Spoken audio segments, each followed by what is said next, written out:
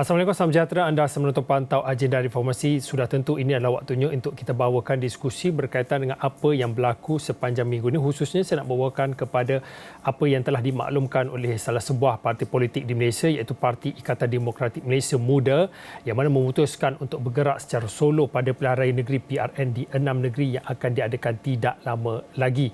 Dan perkara ini telah pun dinyatakan oleh Presidennya, Syed Saddiq Said Abdul Rahman pada Isnin, yang mana mengatakan keputusan itu dicapai secara konsensus selepas mendapatkan pandangan pelbagai pihak termasuklah penyokong parti itu. Jadi untuk waktu ini kau boleh saya nak terus bersama dengan Profesor Dr. Siva Murugan Pandian. Prof. Dr. adalah penganalisis politik dari Universiti Sains Malaysia, yang mana kita nak melihat kepada menjelang PRN ataupun pilihan raya negeri di 6 buah negeri ini, parti muda yang berhasrat untuk bertanding solo, tiada lagi saingan satu lawan satu. Adakah kita akan melihat di mana untung ataupun rugi bagi sebuah parti yang cukup muda, bagi muda? Prof. Dr. Siva Murugan, mungkin boleh dikongsikan sebagai pendahuluan. Muda ingin bertanding atas tiket solo, secara jelas tiada tandingan satu lawan satu untuk waktu ini, walaupun belum ada lagi secara pengumuman rasmi daripada SPR untuk tarikhnya lagi. Tetapi mungkin sebagai pendahuluan, apa risiko dan apa peluang untuk parti muda pada PRN pada kali ini? Saya rasa kan keputusan yang dibuat oleh muda adalah berdasarkan kepada rentetan pelbagai peristiwa yang berlaku dalam Pakatan Harapan. Apabila tidak diterima sebagai salah seorang anggota secara rasmi, maka muda perlu membuat keputusan supaya keputusan itu turut memberikan nilai tambah kepada kedudukan parti itu dan juga masa depan parti di dalam pilihan raya. Walaupun di dalam pilihan raya negeri Johor kita melihat peluang telah diberikan, keputusan tidak begitu merangsangkan, begitu juga di dalam pilihan raya umum yang ke-15, bertanding 6 kerusi, hanya menang 1 kerusi. Mungkin kali ini muda ingin menyampaikan satu mesej atau isyarat kepada Pakatan Harapan bahawa tanpa berada dalam kolaborasi ataupun kerjasama keberikatan gabungan besar, sekalipun mereka mampu untuk bertanding dan juga barangkali akan menjadi kuasa suara ketiga bila mana sudah ada dua blok yang berbeza, blok kerajaan perpaduan yang merangkumi Barisan Nasional, Pakatan Harapan yang bakal bertembung dengan blok Perikatan Nasional, barangkali juga calon-calon bebas. Jadi bagi muda saya rasakan bahawa mereka mungkin buat keputusan untuk tidak bertanding ke semua kerusi di ke-6 buah negeri, akan memilih kerusi secara strategik. Barangkali kerusi itu adalah kerusi yang mungkin bertanding berhadapan dengan kerusi yang dijangka boleh menang, memperolehi sokongan ratusan dalam kalangan pengundi tertentu. Tetapi lebih daripada itu adalah sejauh manakah keputusan yang dibuat oleh muda itu barangkali juga akan memberikan kesan kepada kerajaan perpaduan, Ikatan Barisan Nasional Pakatan Harapan, kerana ia boleh berkalih kepada Perikatan Nasional. Dan kita telah melihat pelbagai keputusan sebelum ini, apabila wujud 3 penjuru ataupun lebih, ia bakal menyebelahi sesuatu blok yang mungkin akan menerima undi protes daripada penyokong yang sebelum ini menyokong Pakatan Harapan, khususnya yang mesra kepada muda seketika sebelum kita lihat keputusan ini dibuat.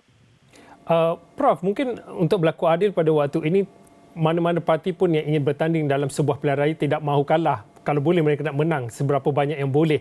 Tetapi untuk sebuah parti yang ingin bergerak solo tanpa satu gabungan parti politik atau dalam satu blok dalam kumpulan yang lebih besar dan mengambil iktibar apa yang berlaku pada pilihan raya umum ke-15 pada tahun lepas, adakah penyertaan muda pada kali ini, adakah adil untuk kita menyatakan ataupun beranggapan muda hanya untuk nak menarik undi ataupun nak pecah undi semata-mata, ataupun apa sebenarnya yang ingin diperjuangkan oleh muda? Bagi saya, politik sudah tidak bersifat statik, sudah bersifat dinamik. Peralihan sokongan boleh berlaku dan juga ia bergantung kepada apakah yang bakal dilakukan oleh muda sewaktu berkempen nanti. Kita pernah melihat calon bebas menang apabila ada blok-blok yang besar bertanding sekalipun. Ia pernah berlaku di Bukit Selambau di dalam pilihan raya 2008, dan kemudian kita juga melihat di dalam pilihan raya umum yang ke-15 ia pernah berlaku. Bermakna calon bebas boleh menang, bermakna muda juga boleh membawa kepada percaturan baru, bergantung kepada sejauh mana ia akan berkempen menggunakan guna tenaganya, sejauh mana ada kekuatan segi dananya, Kerana apabila kita bertanding dalam mana-mana pilihan raya sekalipun, bukannya kita masuk untuk kalah tapi menang. Bila merancang untuk menang, sudah pasti pemilihan kerusi juga harus strategik. Dia sudah pasti tidak mahu mengulang apa yang berlaku di dalam pilihan raya umum ke-15 dulu, mudah diberikan kursi-kursi yang mampu kalah, bukannya mampu menang. Dan kali ini, jika bergerak solo, mudah boleh membuat keputusan di manakah kerusi yang perlu ditandingi secara strategik dan menjadi kuasa ketiga yang boleh mengimbangi kedudukan blok-blok yang sedia ada. Barangkali ini juga keputusan berdasarkan kepada rasa tidak puas hati apabila tidak menjadi rakan setara di dalam Pakatan Harapan, dan ini juga merupakan isyarat yang cuba disampaikan bahawa mereka mampu untuk menguji kekuatan mereka, apatah lagi. Ini kali pertama di ke-6 buah negeri kita akan melihat pengundi berumur 18 tahun ke atas dan juga pengundi yang telah didaftar secara automatik akan mengundi di pilihan raya negeri, walaupun mereka pernah mengundi di dalam pilihan raya umum dulu. Jadi muda mungkin mahu melihat apakah interpretasi yang boleh diberikan, apakah mereka mampu untuk mendapatkan sokongan dalam kalangan kelompok pengundi tertentu. Dan ini juga barangkali persiapan ke arah pilihan raya umum ke-16 tidak semestinya ke arah pilihan raya negeri semata-mata, tetapi perancangan lebih besar barangkali mahu dilakukan oleh muda, dan bagaimana ia tidak sewajarnya hanya bergantung kepada personaliti Syed Saddiq sahaja, tetapi juga melihat kepada personaliti-personaliti lain yang boleh ditonjolkan di dalam pilihan raya negeri kali ini. Jadi bagi saya melihat percaturan yang cuba dibawa oleh muda kali ini agak drastik, tetapi tidak menghalang muda daripada bertanding di dalam proses pendemokrasian yang telah kita raikan selama ini. Ia juga merupakan salah satu langkah besar yang diambil oleh muda.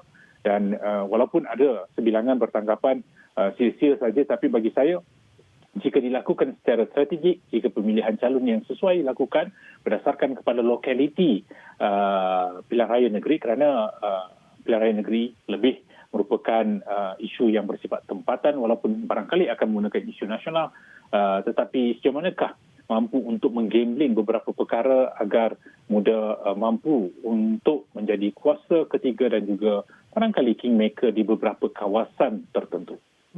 Prof, cabaran yang besar sebenarnya menanti untuk muda yang ingin ataupun bahasa untuk bergerak solo. Malah bagi yang berhormat Syed Saddiq juga mengakui untuk parti muda mereka tidak ada satu jentera yang besar, apatah lagi satu dana yang cukup. Malah mereka terpaksa mengumumkan untuk akan dilakukan crowdfunding untuk menampung perbelanjaan ataupun dana untuk menampung segala yang diperlukan dalam kempen pilihan raya negeri akan datang. Mungkin pada waktu ini boleh dikongsikan, tadi Prof ada menyebut tentang strategi muda perlu melihat kepada pemilihan kerusi-kerusi yang ingin ditandingi. Mungkin boleh diperjelaskan kerusi yang bagaimana, selain pada perlu meneliti kerusi yang mampu menang, kerusi yang di mana yang sepatutnya perlu difokuskan oleh muda. Kita tahu di 6 buah negeri ini demografi ini cukup berbeza. Pantai Timur cukup berbeza dengan di Negeri Sembilan dan juga Selangor, apatah lagi yang kerusi-kerusi yang berada di Pulau Pinang dan juga Kedah. Jadi latar belakang pemilihan kerusi yang mana yang perlu dipertimbangkan oleh muda untuk meletakkan calon-calonnya untuk PRN ini? Kalau kita lihat, muda popular dalam kalangan politik kelas bandar dan juga kerusi bandar serta kerusi yang bercampur-campur boleh menjadi pilihan utama bagi muda berbanding dengan kerusi luar bandar yang memerlukan lebih banyak kerahan guna tenaga dan juga dana untuk mengemudi dan juga memastikan jenderanya bergerak. Jadi bagi muda yang boleh dianggap popular dengan menggunakan alam maya, dengan menggunakan media sosial untuk menyalurkan informasi, saya percaya ia boleh mendekati kumpulan di dalam kerusi-kerusi bandar khususnya dan juga kerusi bercampur yang mungkin melihat peratusan 5 hingga 10% yang telah dimenangi oleh mana-mana parti sebelum ini. Jadi kerusi itu barangkali boleh menjadi kerusi yang pernah menjadi pilihan Perikatan Nasional, kerusi yang telah bertukar daripada Pakatan Harapan kepada Barisan Nasional barangkali dalam kompromi dan juga usaha untuk mencari penyelesaian kepada agihan kerusi di antara Barisan Nasional dan juga Pakatan Harapan. Dan yang ketiga adalah kerusi yang dianggap memudahkan mereka menyelusuri masuk kepada kelompok pengundi muda yang barangkali sinonim dengan personaliti dan juga apa yang cuba disampaikan oleh parti muda. Jadi saya rasakan secara strategiknya ia harus melihat kepada kursi-kursi ini mungkin di beberapa buah negeri sudah memadai pada peringkat awal ini di Selangor, di Pulau Pinang dan juga di Negeri Sembilan khususnya. Jadi bagi saya melihat bahawa muda berpotensi untuk berkembang lebih besar jika sekiranya pengkaderan itu dilakukan dengan baik ke atas pemilihan calon dan juga bagaimana dengan bergerak solo mereka mampu untuk mendekati kumpulan-kumpulan sasar tertentu dalam kalangan pengundi kerana pengundi juga melihat kepada citra rasa baru dalam konteks perubahan dan juga pembaruan yang sedang berlaku di dalam landscape politik tanah air. Tetapi waktu yang sama, muda juga harus sedar bahawa pilihan raya negeri tidak sama dengan pilihan raya umum. Ianya banyak bergantung kepada pelbagai isu yang menjadi isu sampingan, persekitaran, politik, ekonomi sosial yang berbeza, landscape politik yang berbeza, demografi geografinya juga berbeza. Jadi penyaluran tidak sekadar kepada perbezaan idea ataupun fikiran tetapi sejauh mana mampu untuk merapatkan jurang di antar parti itu dengan pengundi supaya dilihat sebagai satu alternatif kepada blok-blok yang bakal bertanding nanti. Jadi bagi saya melihat bahawa ia mempunyai potensi yang besar. Kita tidak boleh membelakangkan sama sekali masa depan ataupun peluang kepada muda, tetapi ia juga harus dilihat kepada nilai yang cuba dihasrat ataupun dicapai dalam konteks masa depan politik tanah air. Pengkaderan yang dilakukan dalam konteks sekarang ini ke atas kursi strategik dengan memilih kursi-kursi yang bersesuaian, sebagaimana yang saya katakan tadi, adalah juga bertujuan untuk menilai sejauh mana mereka mampu untuk mendapat sokongan kelompok tertentu walaupun di dalam pilihan raya yang lepas, baik di Johor ataupun di pilihan raya umum yang ke-15, mereka tidak mencapai hasrat yang boleh dianggap memenuhi citra rasa muda. Dalam konteks ini, muda, saya percaya ada perkara yang boleh menguntungkan mereka, tetapi jika salah strategi ia juga boleh merugikan dalam konteks terkini. Okey, Prof. Dr. Siva, kita nak berehat seketika. Mungkin selepas ini saya nak bertanyakan apa strategi muda untuk nak menarik sokongan yang lebih besar, bukan hanya tertumpu kepada golongan ataupun kelompok pengundi anak muda saja, untuk menarik minat kelompok-kelompok yang mungkin sedikit berusia, pengundi dalam kalangan pengundi-pengundi, dan juga mungkin kita nak sentuh dalam konteks yang lebih besar dalam pilihan raya negeri ini. Ya, benar SPR belum lagi mengumumkan tarikhnya, tetapi tarikh adalah cukup penting untuk melihat kepada indikator peratusan keluar mengundi. Dan juga kita juga akan bercakap tentang apa yang akan menjadi motivasi anak-anak muda akan mengundi sekali lagi. Mereka telah melaksanakan tanggungjawab mereka pada pilihan raya umum ke-15 tahun lepas. Sekali lagi, adakah mereka akan melakukan ataupun motivasi yang sama akan dizahirkan pada PRN pada kali ini? Semua itu selepas ini dalam Pantau Agenda Reformasi.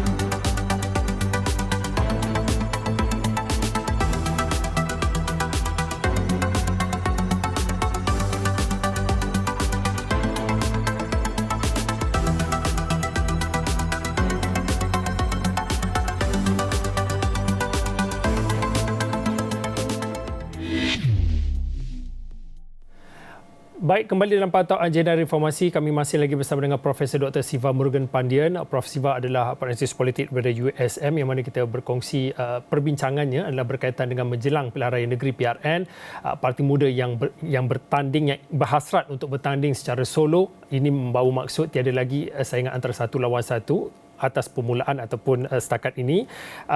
Prof, mungkin boleh dikongsikan, kita melihat kepada cabaran yang perlu dihadapi oleh muda kerana parti muda bukan hanya tertumpu ataupun hanya menarik perhatian anak-anak muda saja, tetapi cabaran yang lebih besar untuk menarik daripada luar, daripada lingkungan kelompok pengundi bukan muda lah. Mungkin pada waktu ini mungkin boleh dikongsikan sejauh mana popularitinya muda khususnya dalam kalangan pengundi yang lebih senior dan juga di luar bandar secara khususnya, Prof. Ya, kalau kita perhatikan daripada jumlah pengundi yang bakal mengundi, jika semuanya keluar mengundi adalah dalam sekitar 9,781,416. Daripada jumlah tersebut, pengundi yang berumur di antara 18 hingga 20 adalah 1,416,000 dan juga 703 orang. Bermakna selebihnya adalah yang berumur lebih daripada 20 tahun. Sudah pasti muda tidak boleh hanya tertumpu kepada kelompok 18 hingga 20 tahun.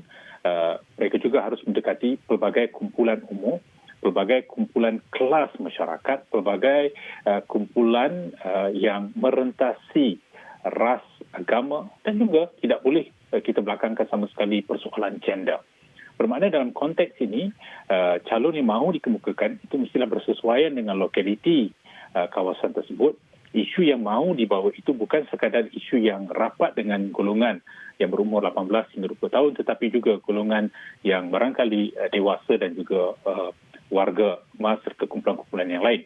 Dalam konteks ini saya percaya muda mahu dilihat membawa satu konsep yang komprehensif, yang holistik, termasuk isu yang berkaitan dengan soal kos hidup, hutang dan juga isu kadar mata wang asing, isu yang dilihat rapat dengan masyarakat. Dan dalam konteks ini juga saya percaya muda mahu bergerak ke hadapan, melihat bahawa mereka harus mendekati kumpulan pengundi bandar dan juga kumpulan luar bandar. Saya percaya pemilihan kerusi yang dilakukan secara strategik juga akan membolehkan muda merapatkan jurang di antara pelbagai kumpulan dan juga memberikan keyakinan, kepercayaan bahawa mereka bukan sekadar sinonim dengan kelompok yang nama partinya muda, tetapi mereka sebenarnya merangkumkan pelbagai isu yang rapat dengan masyarakat, isu yang ada nilai kemanusiaan dan juga isu yang perlu dipapar itu adalah isu yang membolehkan mereka menjadi wakil rakyat yang bersesuaian dengan kawasan yang dipilih. Sebab itu saya rasakan bahawa apabila muda dengan yakin pergi ke mana-mana pilihan raya negeri nanti, kawasan dipilih itu mestilah bersesuaian dengan lokaliti, memahami maksud dan makna di sebalik kawasan tersebut supaya mereka dilihat pilihan yang baik di samping dua blok yang lain. Jika itu dapat dilakukan, barangkali muda akan dilihat bukan sekadar mewakili satu kelompok tetapi mewakili pelbagai kumpulan yang dari wujud daripada pelbagai latar tanpa mengira dari latar kelasnya, ras etniknya, gendernya dan fahaman politik sekalipun, kerana kita tahu afiliasi golongan hari ini semakin terhakis kepada mana-mana parti politik. Bermakna muda mempunyai kecenderungan untuk menjadi pilihan jika sekiranya mampu melahirkan keyakinan, kepercayaan kepada isu yang dibawa. Isu itu penting kerana dalam mana-mana pilihan raya sekalipun, tiga serangkai memainkan peranan penting, iaitu sejauh manakah calon yang dipilih itu bersesuaian, sejauh manakah isu yang dibawa itu adalah isu yang rapat dengan parti ataupun isu semasa kepada kedudukan nilai masyarakat, dan yang ketiga, jentera parti. Jika jentera partinya kuat, mampu untuk mempamer kekuatan kepada ketokohan kewibawaan calonnya dan juga menangani isu yang bakal dibawa, barangkali peluangnya itu akan lebih menampakkan kesungguhan bersaing dengan blok-blok yang lain. Prof, dalam waktu yang sama, mungkin saya nak bawakan diskusi ini untuk melihat kepada kita tahu hampir ke semua 6 buah negeri telah pun Dewan Undangan Negeri telah pun dibubarkan dan untuk waktu ini sudah tentu kita melihat kepada pengumuman ataupun kenyataan yang akan dikeluarkan oleh SPR bila akan ada mesyuarat untuk menetapkan tarikh penting bagi pilihan raya negeri sama ada akan dijalankan secara rentak ataupun berasingan. Itu akan ditetapkan nanti. Mungkin pada waktu ini ialah terlalu awal untuk kita nak menganalisis tarikh yang perlu diadakan pilihan raya negeri untuk 6 buah negeri ini, tetapi secara tradisinya bagi pilihan raya tarikh itu adalah cukup penting sama ada bagi kerajaan pemerintah ataupun bagi pihak pembangkang. Jadi untuk waktu ini kalau kita bercakap tentang parti muda sudah tentu mengharapkan kelompok anak muda yang selama ini yang begitu dekat dengan mereka, mengharapkan anak-anak muda yang berada di luar ataupun yang berada di perantauan untuk pulang mengundi. Kita tahu anak-anak muda yang mungkin berada di Lembah Kelang, di Selangor tetapi perlu pulang mengundi di Pantai Timur ataupun perlu pulang balik ke utara misalnya. Mungkin pada waktu ini boleh dikongsikan betapa pentingnya tarikh perlu diumumkan awal dan juga betapa pentingnya tarikh sama ada jatuh pada hari cuti umum ataupun hari biasa. Sedikit pandangan Prof. Ya, bagi saya SPR barangkali akan melihat ataupun merujuk serta menjadikan nota kaki kepada apa yang pernah dilakukan sebelum ini. Beberapa keputusan bakal dibuat berteraskan kepada sejauh manakah mahu melihat peratusan keluar mengundi itu lebih tinggi. Kita telah melihat apa yang berlaku di Johor misalnya, daerah negeri hanya melihat sekitar 55%, Melaka 65%, di Sarawak 60% apabila pilihan raya negeri dilakukan secara berasingan dengan pilihan raya umum. Malahan pilihan raya umum ke-15 juga melihat jatuhnya 10% daripada 83% pada pilihan raya umum 2018 kepada 73% pada 2022. Bermakna SPR barangkali akan mahu melihat peratusan itu meningkat dan jika sekiranya tarikh diumumkan lebih awal, ia akan membolehkan pengundi membuat persiapan yang lebih rapi, lebih baik, khususnya pengundi luar agar mereka mampu untuk kembali dan juga menjalankan tanggungjawab mereka. Walaupun sebahagiannya mungkin akan melihat di peringkat persekutuan sudah pun mantap dari segi pembentukan kerajaan, mungkin mereka merasakan tidak perlu lagi balik untuk pilihan raya negeri. Barangkali ada juga tidak tahu bahawa pilihan raya negeri diadakan berasingan dengan pilihan raya umum sebelum ini. Kesemua itu akan memerlukan informasi yang secukupnya. Literasi politik itu dapat dipertingkatkan melalui pelbagai kaedah pendekatan dan peranan SPR bersama dengan parti politik dan juga badan-badan yang lain penting untuk membolehkan pengundi menjalankan tanggungjawab mereka. Dan jika sekiranya diumumkan lebih awal, itu juga akan memudahkan perancangan bukan sahaja parti politik, calon tetapi juga pengundi yang akan menjadi raja pada hari tersebut. Dan jika sekiranya ia jalankan pada hujung minggu, itu akan memberikan masa yang lebih besar untuk membolehkan mereka menggunakan waktu bercuti daripada menggunakan hari bekerja.